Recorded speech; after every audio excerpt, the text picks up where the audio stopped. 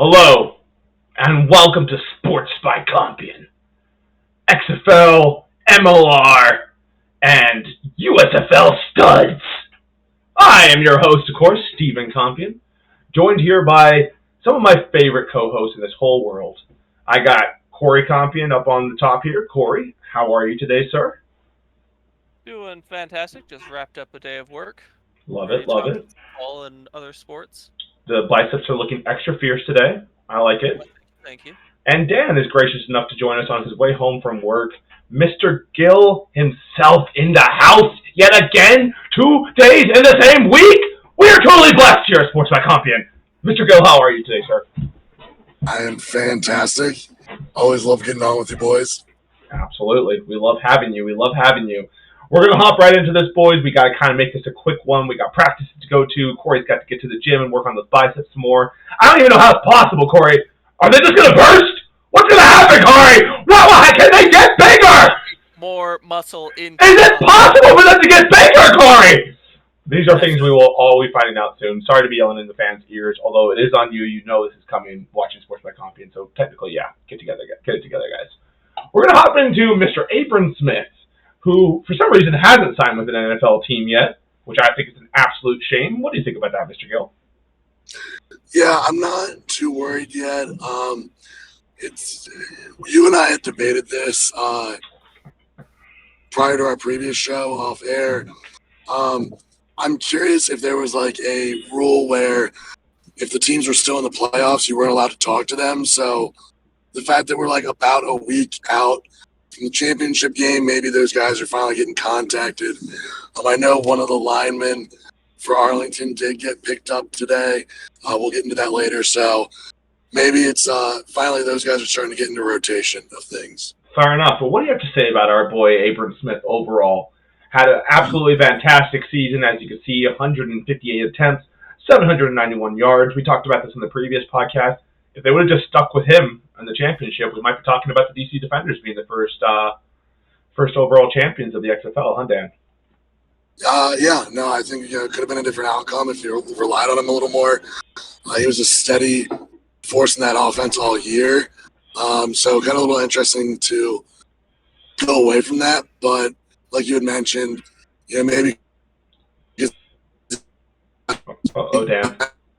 Dan. Disco Roboto, Dan!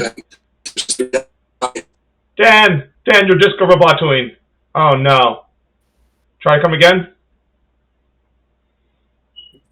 Is this better now? Can you hear me now? Kind of. You're definitely Disco. Like you had mentioned. Go ahead. Like you had mentioned, DC got behind early, so you kind of have to abandon the run at that point. That's kind of what it was. That's what happened. Yeah, they got behind 14-0 quick. So it makes sense that they had to kind of get away from their grassroots, which turned out to be a bit of a mistake for them because Mr. Abram Smith is a bit of a stud. He's a typical football story. So he went to high school in high school. High school in high school. Yes, confirmed. But also he went to high school in Texas. Great high school career, almost 5,000 yards rushing, 77 touchdowns. How do you score 77 touchdowns in 3-4 years of high school? Holy cow, dude. Playing as a freshman. Bro, guys scoring more than 10 touchdowns a year. That's wild. Yeah. Anyway, he did go to... Those box scores are probably huge. They're probably wild, man. Originally, was going to go to University of Tulsa. Ended up changing the commitment to Baylor. He had a bit of a rough go over there in Baylor. Didn't really get on the field the first 2 years. Had some injuries. Actually went over to linebacker briefly for the Bears, but then found his way back to the running back position for his final senior year and had himself an amazing season. 257 attempts, 1,600 yards, 12 touchdowns. Actually took the single season record for rushing in a single season and took it from Terrence Ganaway, who did it in 2011. So good for him. Really successful collegiate career. He originally was signed with the New Orleans Saints. Didn't make their roster. Re-signed with the DC Defenders. He was actually the first overall pick of the XFL draft. So they went for skill positions first. Can you imagine this, Dan? Of all the players available, they went a running back first overall, and arguably paid off for them, didn't it? No, I think, it definitely did pay off for them. Could always come out as an interesting choice, but, build a team around a strong running game is never a bad idea. Not at all. Not at all. And that's exactly what the DC Defenders did when they drafted Abram first overall. Who is Abram Smith? 2 college positions, as he mentioned. He had switched from running back to linebacker, and then back to running back again. He was actually pretty decent when he was there at linebacker. Had some pretty good tackles. Racked up 48 tackles, 5 tackles for loss, 1 sack in just 5 games. Just 5 games, guys. So that's about 10. That's about 10 tackles a game. 2, missed tackle put there. Kid's an athlete. Kid's an absolute athlete. I reckon we will see him on an NFL roster soon, and hopefully he can make the cut. Huh, Dan? Yeah, no, definitely. I think, if you've listened to what The Rock has said through his numerous interviews, I think he's one of those handful of guys that literally was, player 54, because, he's young. He's 24 years old. He has the time to have a healthy NFL career. But I think, that was a very strong running back court in New Orleans for a while.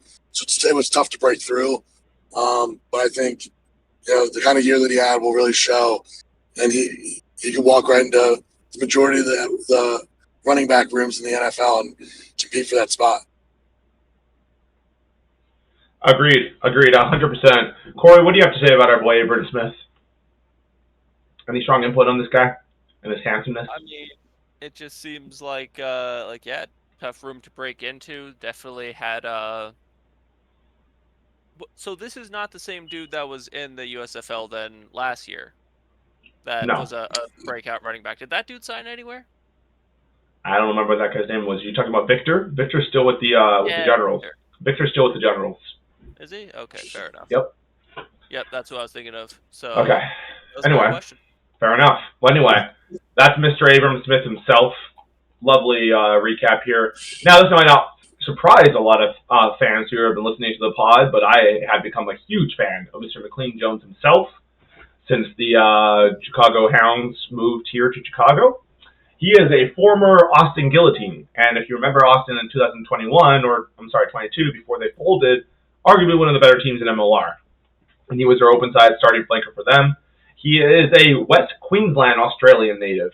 Isn't that just lovely? A little Australian lad here in the U.S. kicking some ass.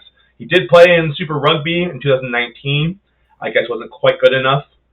You know what's crazy is that he's 6'1", but if you look at him out there on the field, he looks so short compared to everybody else. But he's really just 6'1". It's kind of wild. Probably taller than me. And he just looks so short out there. A short guy sport. Like, I thought, short, stocky. Not, short, but, Not as a forward. As a forward, it's nice to be tall. He's out there making plenty of tackles, so it's obviously not holding him back, but he's a lot shorter than his teammates when you look at him out there in person. Hasn't really stopped him, though. His flanker career in 2020 and 2022, 7 starts for a total of 596 minutes, carried the ball 29 times, 37 meters with a broken tackle, 116 tackles on 131 attempts, which is a great job. 5 dominant tackles, 2 turnovers. And once again, his season got called a little bit early there for the Guillotine. So we haven't seen what his stats are yet for the Hounds. I can say as somebody who's been watching him at home, the guy never comes off the field. And he doesn't I haven't seen him miss a tackle. And, in person at home. So, it's a solid flanker. Definitely someone who, as a fellow flanker, I always like to watch. But a little bit more about our boy Maclean. He is 27 years old, arguably worth about $1 million to $5 million, they're saying. He is apparently single, ladies. So, keep it out there, just so you know. No kids or anything just yet. Just an absolute stud wandering through the streets of Chicago. Ripped, 27, Australian accent. Zodiac sign is Gemini. What is this? I don't know. This is I think it's the celebs Wikipedia. Because, dude, I went to the They got a sign and not a picture of the guy? What are we doing here? Bro, I went to the Wikipedia for him, and it's like, there's like 2 sentences there, and they also had him listed as number 8. So for the first time ever, I hopped into Wikipedia and did some editing. I'm like, he's the number 7, guys, okay? God, get it right. There you go. Is this a player profile or a dating show right now? Listen, we're just trying to get our boy Maclean laid here, okay? Are you questioning it, Dad? I don't think he needs help. I think we're the ones that No, need help. you're right. He's probably not struggling, if I had to guess. He's a 6-foot millionaire wandering around ripped as fuck. I don't think he needs help. Yeah, you're not wrong, Corey. In Chicago, no less, I'm sure he's doing just fine. That's a good point. He's doing just fine. All right, cool. But anyway, a little bit more about our boy. I don't know much about signs. I know Scorpio's bad, and then everything else is debatable. So fair enough.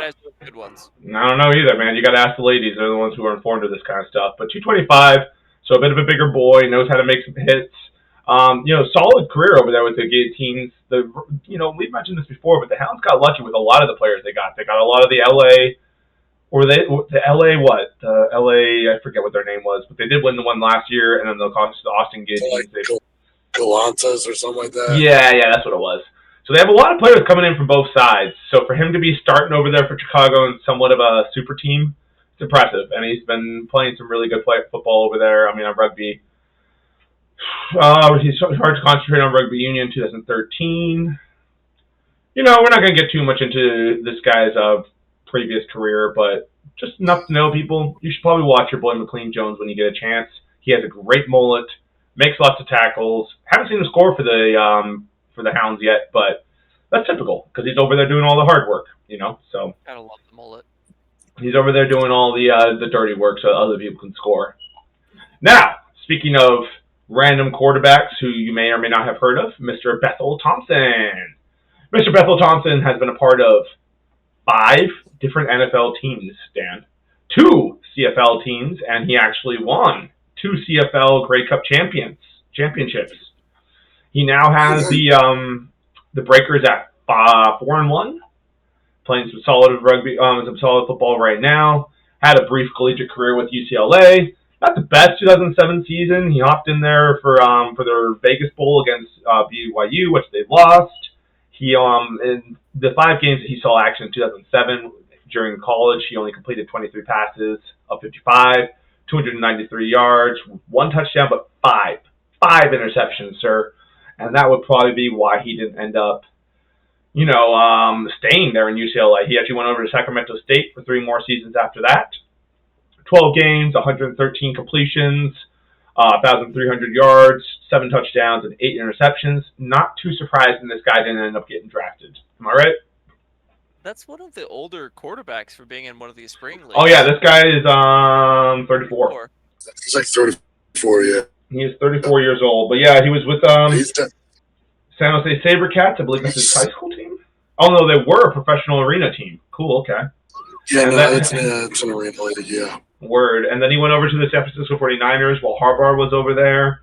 Then to Sacramento Mountain Lions, professional American football team based in Sacramento, California. Okay. Yeah, that was the old UFL, like when they first started doing the summers. Okay. And then went to the Miami Dolphins, Vikings, hung out with the Vikings a little bit longer, went back to the 49ers around the time that they won the Super Bowl, or in the Super Bowl. Then went over the New England Patriots, back to the Vikings, back to the Dolphins, back to the 49ers again, over with Philadelphia with his last scene in the NFL, which was 2016. After that, he went over and started just absolutely dominating the Canadian League, if you will. 2016, he was with the Blue Bombers, and then he went to Toronto, where he was a backup when they won the first championship, and then he was a starter when they won the second one. And he has now moved over to the New Orleans Breakers. He is a 2-time Grey Cup champion, as I mentioned. CFL passer leader back in 2022, so last year. CFL passing touchdown leader as well in 2019. 2-time CFL East All-Star back in 2021 and 22. Overall, pretty impressive career out of this kid. He has the Breakers in a pretty good position. I'm calling him a kid even though he's older than me. And yeah, he has moved over to the USFL, which I think is a solid move for him. Not like a lot of people are paying too much attention to Canadian football. So if you're trying to get a hold of people and have them see you, I think this might be the better move. Don't you think, Dan? Yeah, I mean, honestly, I'm a little surprised that he went from the CFL to the USFL.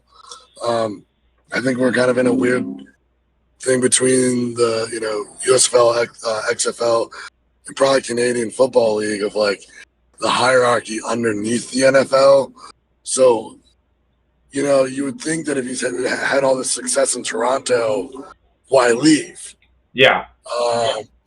Not knocking him for coming to the USFL, but it could be quite interesting that he decided to do that. I mean, to me, I feel like you're probably making more money in the CFL. Well, it basically says right here, I love the USFL, CFL, I'm sorry, and hold it in the highest regard. Playing in the States this year allows family and friends to overlap, so I couldn't pass up that opportunity. So similar to what AJ McCarron was saying, man, it's important for these guys to play in front of their friends and family. They know they're nearing the end of their career, so I think it's important for them to play in front of their people and have them shine one more time. Does it happen No, for sure. time? Like, is the CFL a spring league? Yeah, it's a summer league. Yeah. Summer league, okay. But yeah, so he's kicking some ass, man. It almost seems like the XFL, since it happens before the USFL, like they got their first pick of like all the dudes who didn't get drafted, right? Or I guess the draft happens a little bit after. It was brief introduction to the handsome Tiger. Better chance to get the people who didn't get drafted. Our boy Tiger has come by to say hello to the pod. Hi, Tiger. Say hi to the pod, Tiger. I think the USFL had their draft in March, I believe, prior to the NFL one. But I actually was texting Steven about this earlier. The XFL has their draft next month. So I don't know how many undrafted from the 23 NFL draft are going to be in that one. So that'll be interesting to see because those guys wouldn't have been in the USFL draft. True. Boys. First year, everyone just kind of landing where they may, because a lot of these dudes, like Luis Perez, he just played at the USFL. Now he's over here winning championships in the XFL. I was like, are you going to jump right back into the USFL now? Like, what's the deal, bro? Because there seems to be so much overlap now. There does. There seems to be a lot of overlap. A lot of people are saying they should just, get the best of the best into one league, which kind of seems to make sense to me, if you ask me. But I guess we'll find out what happens. Boys, before we continue on here real quick, I did want to interject real quick with a nice cancer stick you guys should all be involved in. Mr. Fogg! If you guys are looking for a quick way to death, Mr. Fogg is the way to go, man. Menthol, nicotine and tobacco all in one lovely package that will eventually kill you. So it's pretty sweet stuff, and Mr. Fogg will give you up to 5,000 puffs, Corey. It's a lot of puffs, and listen, for those of you out there who are like, oh my God, you should be promoting something that's going to kill people, that's on you for thinking that because, some of us are trying to die out here, okay? But anyway, Mr. Fogg, great way to kill yourself. Go ahead and find it at your local, basically any gas station. So yeah, have fun with that, boys and girls. So yeah, Mr. Bethel-Thompson himself, huh?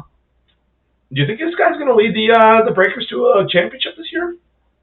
I mean, if they keep playing the way they're playing, it's hard to argue with that. I mean, they did just drop a game, last week, but they are in a pretty good position. They're definitely in the driver's seat over there in the USFL. I'll be curious to see how the rest of that works out. Corey, did you get my message I sent you on WhatsApp? Sure did. Beautiful. Anyway, so moving on real quick here, let's track a couple XFL signings. So some of the previous ones that everyone heard about last year, of course, were Tyler Heineke, big story, PJ Walker, who's now with the Falcons. PJ had a lot of chances to start with the Carolina Panthers. Didn't quite cut the bill, did he, Dan? No. Sorry, you cut out there. What did you say? I was saying how PJ Walker had a lot of games that he started last year for the Carolina Panthers as a NFC South, guy. I realized the Panthers were starting him a lot. Just couldn't quite hack it. He couldn't quite hack it, man. He was throwing a bunch of interceptions, which was nice to see as a Buccaneers fan. But yeah, not great if you're trying to win games, Yeah, no, I mean, for someone that came out so, touted in the XFL, because He did really well in Houston. He was it was a big deal that he got picked up. I believe he was one of the first people to get picked up. For sure. Now, sure, Carolina might not be the best system for him. There was so much of a mess down there. There was an absolute mess with Matt Rule leaving and such. Maybe that was a factor, but yeah, sure. No, he just wasn't swinging it down there, and maybe he'll pick up somewhere else.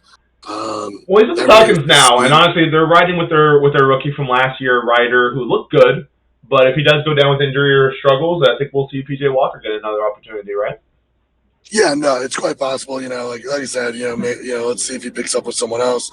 A different scheme might be what he needs. So, for his sake, unfortunately, he kind of has to look for someone to get hurt potentially or miss time. But we're seeing a lot of common things, especially quarterbacks of his type.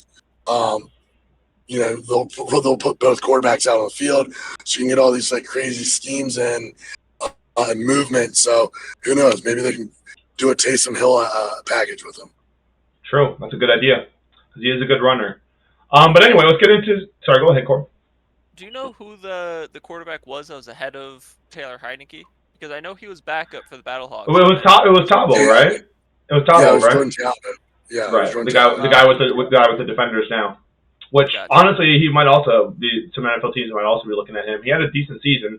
I feel like that final wasn't indicative of his season, because he did play pretty well, and kind of had a rough final there. But I mean, like we talked about in the last pod, if Chris catches that Hail Mary from that bomb that he threw down to him, we're looking at 3 touchdowns, 3 interceptions in a whole new game, maybe. Did you see that drop, Corey? Fucking the thing, it was right in the fucking kid's basket, man. I bet Chris is still. I watched a recap of that on That's Good Sports, and I saw that play, and I was like, "Ooh, sorry." Dude, it was brutal. That was a chance for them to get back into the game. I was watching that second half. I was like, if they get that one, we might be talking about a different champion right now. Yep. So tough gig for our boy Chris. Hopefully people don't hold that against him too much. Anyway, so a couple people who have found an NFL home already. Mr. Alice Mack. Am I saying that right? Alice, that sounds right. Was one of the Brahmas. He had 230 yards, touchdown for the Brahmas this past season. Apparently that was enough for the Titans to go ahead and have a look at him. Willie Taylor, a linebacker of the Renegades. 16 tackles, 4 sacks, 8 tackles for loss in the XFL champion Renegades. Clearly this guy missed his calling as a corner because everyone knows corners are like thirds and fourths. That's a good point. So the fact that he went to linebacker, it just, you're playing out of your zone, bro. He's holding himself back. The East Kentucky product. Come on, Willie. But you know what? Good for Willie. Solid defense out of those Renegades towards the end of the season there. So good to see some of their players being rewarded. The Daniel Willem. There you go. A DC defender signed, Dan. Smooth punter. And signed to your team. Signed to your team, no less. How about that? Saw this morning. Jazzed. Wonderful. Good for you, Daniel. Mr. Akeem Butler also found himself a new home, a former St. Louis Battlehawk. He is now with the Pittsburgh Steelers. I think that might be one of the better signings. We'll probably see how this. He was phenomenal all year for St. Louis, so I think they'll be able to use him very well. Oh, yeah. 599 yards, 8 touchdowns. That's really good. He led the league in receptions. Like, he had just a ridiculous amount of catches. All XFL honors. Pretty good for him, man. Originally a 4th-round pick of the Carolina Panthers. And, of the Arizona Cardinals. Must have not done great because he didn't even get to play for them. He saw his first action with the Philadelphia Eagles, but I guess it wasn't enough. He blossomed as a tight end in the XFL. What? So they have him listed as a receiver, but I guess he was a tight end for the Battlehawks? Tight end. I think they flipped him around. Oh, okay. Anyway, Charles. And he said that they have such a stacked wide receiver room. He's not even sure that he'll get playing time, but he is, still excited about it being there because the Battlehawks were his team.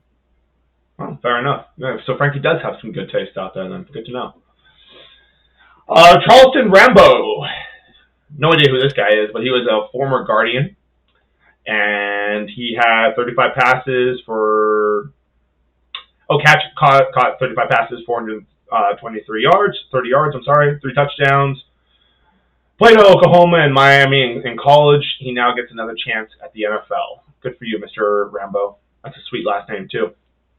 And then here's an offensive lineman getting a nod, Mr. Jones. Jones originally played 6 games for the Raiders back in 2020, then the Baltimore Ravens in 2021. XFL, and all XFL performer this past season was a Battlehawk and did a good job for them, protecting AJ McCarron. Gary Jennings, another St. Louis Battlehawk. He is a former 4th-round pick by the Seattle Seahawks. Had 111 passes for 149 yards, 3 touchdowns. I wonder how they base this off of, because I guess it's not based purely on stats, huh? I guess they just look at these guys like that guy looks like he's moving well. Let's get him in there. But go ahead. There's I think for some merit, it's their stats right, but because it's 10 games, such a short season, and you're almost valuing them at the same level as college because they play 10, 11, maybe 12 games That's a good at point. a max. So I mean, maybe they're taking a college stand at him. That makes sense. Also, this guy might be a returner because, maybe that's what he was doing for the Battlehawks was returning. That's a good point. Like the Cowboys who scooped up Turpin last year. He was badass receiver. I think he was league MVP, but then he mostly just got used as a returner. So maybe that's what they're looking for here. Could be. But the Panthers didn't start there. They also got Jordan Thomas, another Guardian as well. He was a former 6th-round pick by the Texans in 2018.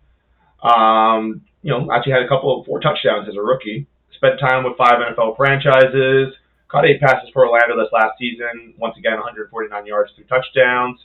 And then, of course, Ben DiNucci! Benucci! Mr. Ben DiNucci himself. What else do we need to say about this guy? Led the Seattle Sea Dragons to a 7-3 record. 2,671 yards. I think he led the league in passing, 20 touchdown passes, 3 rushing touchdowns for a total of 23 touchdowns. And, of course, he did Ben DiNucci stuff by throwing 13 interceptions as well. That is definitely Ben DiNucci stuff right there. A lot of upside, some tough downsides as well, right, Dan? Yeah, no, for sure. Look at this Dan's here. The quarterbacks. Wow, look at so handsome. Gosh. No, I think of the quarterbacks that we saw in the league, I think he probably has the best shot to get signed. Yeah. I know he's been working out with.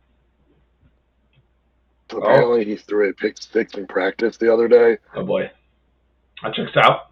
I don't know if you guys had. I hadn't followed that deeply, but that's funny. So the people that bought him own Walmart, and apparently Sean Payton told him, "Hey, you can always get a job at Walmart." Oh shit! After he threw the pick 6, so. Oh damn! Yeah. Talk about a confidence builder there. Nice. I think he could be a solid backup to Russell Wilson, especially if Russell Wilson has the kind of year that he did last year. Right. They're going to be looking for someone fast, and I think he can fill that fit. So we'll see what happens. Hopefully he can stay. Mr. Bryce Thompson, a safety from the Seattle Sea Dragons, also finds himself a home with the Miami Dolphins. Good for him. Jaquiz Patrick, a running back from the Brahmas, also finds himself a home with the Denver Broncos. So, if they're starting running backs, you can imagine our boy Abrams is going to get a shot as well. Going to have to rush through this a little bit, boys. Got to get off to practice. I was surprised when I looked at, one of the first times I looked at him, he's huge for a running back. Is he? He's 240. Oh, geez. That's a big boy. And he's 6'2". I think I heard about 240. that guy. But he moves. That's the thing. He moves. So interesting. Just a freak of nature. Derrick Henry type. And then a Mr. Lapu Barkol, a former Brahma. Also, a lot of these Brahmas got signed. I think we've seen more Brahma signed than anyone, actually. But it could be because, like you were saying, Dan, they were out of it a lot earlier, so they had more time to talk to them. Could be that. Tampa Bay goes with C.J. Brewer, which I'm excited to see. We always need help on our D-line. He had 2.5 sacks, 2 tackles for loss, 17 total tackles, a Coastal Carolina product, roughneck product, which they had a good defense up until those last couple games. So I'm excited to see what he can do for us. Lucas Dennis, another a safety for the Falcons, is going from the St. Louis Battlehawks to now. Oh, look at that! He's a former Buccaneer from 2022. I don't know if I remember him, but okay. The Battlehawks went ahead and drafted him. He had a pretty decent season for them: 2 interceptions, 1 sack, 37 total tackles. Austin Foley. I imagine this guy is a Samoan. If I'm not trying to be racist here, I'm literally just basing that off of that. Samoan name. Samoan name. Undrafted free agent for the Cowboys. Appeared in one game before being waived in 2022. All XFL defensive team this year. Good for him, Austin. Hope you do well over there. Jack Heaton? Finn. Yeah, I think that's about right. Another roughneck. Also an all XFL defensive team player. So good for him. Ottawa Jackson. Man, these Panthers really signed a whole bunch of these guys, huh? It looks like they needed help. Jeez. Yeah, I mean, they got to see out. Like the Steelers last year had a million signings from the USFL. So I guess this year the Panthers are like, cool, give us everyone. I guess so. It's bound to happen. Well, Jackson had 20 total tackles, 1 tackle for loss for the Sea Dragons. Nico, I'm not even going to attempt to say that last name. Anyway, another former Seattle Sea Dragon. We're starting to see a couple of these Sea Dragons come through here now. Also signed with the Saints. I hope you have a terrible career, and I hope you move away from that terrible organization. Lacar, London. A defensive lineman, also for a Battlehawk, actually. And he forced 2 fumbles against the Seattle Sea Dragons. So, pretty good product there. He will actually be joining another London they have over there, who is their top receiver. So, the London action is getting strong down in Atlanta. Oh, look, Atlanta signed another Seattle Sea Dragon. They just love this league. John Parker, another Brahma. And all XFL special teamer signs with Mr. Dan Campbell. He's going to really man that man up, man. Listen, John, man. If you want to win, man. He was just the best kicker over there. Yeah, guess so. That's the first kicker we've seen off the board, so that checks out. Yeah. Dramas, they wouldn't score much. Although, what I will say is, whoever the heck the kicker is for the Maulers, that guy's going to get signed. He's like the Maulers team, that dude. Corey, this guy puts up like 5 field goals a game because apparently they can't score when they get down to the red zone. So if you watch a lot of the Maulers games, he's putting up hell of field goals, this guy. So, yeah, we got to figure out the name of that guy, and we'll get onto it another time. Last but not least, Barry Wesley, yet another Atlanta Falcon and former Seattle Sea Dragon. He started 5 games, allowed only 11 sacks on the season. He's an O-lineman, so second fewest in the XFL. Good for him getting an opportunity. Absolutely good for all these guys, even the guy I was giving a little shit to just because you're with the Saints. That's the only reason, Jack, I was talking shit. I hope it does work out for you in your football career, but fuck the Saints. Boys, this has been a quick little player recap here. We did have to run off to other things, but I did want to ask if any of you guys have any last thoughts about any of these players, any of these things we've talked about maybe, Odin in general. So when they sign these guys, they're not necessarily like you're on the 54-man roster. It's no. They're still trying to make the team. Yeah, you get an opportunity to come make the team, basically. So by Carolina being like, cool, the top 10 best guys come to us, don't try out anywhere else, that's almost like a good strategy because they get to see what these guys have and keep them away from, the competition. For sure. Yeah, well, I know a handful of them got invited to places. So I think they're going to sign out of the invitations. There was a couple people that got invited to multiple teams, not many. So I think that's kind of what's happening. Gotcha. Should be really the thing I'm curious about, though, is anybody that gets cut, and they go back to the XFL, do you put them back on the same team? Or are they, considered a free agent? Because did the team have to buy their contract out? Like, will they do a new draft next year? They're doing a draft, but it's kind of like the NFL now. It's for all the college players who didn't make the NFL draft. Yeah, so everybody's gonna stay on their same team that I guess re-signed with the XFL.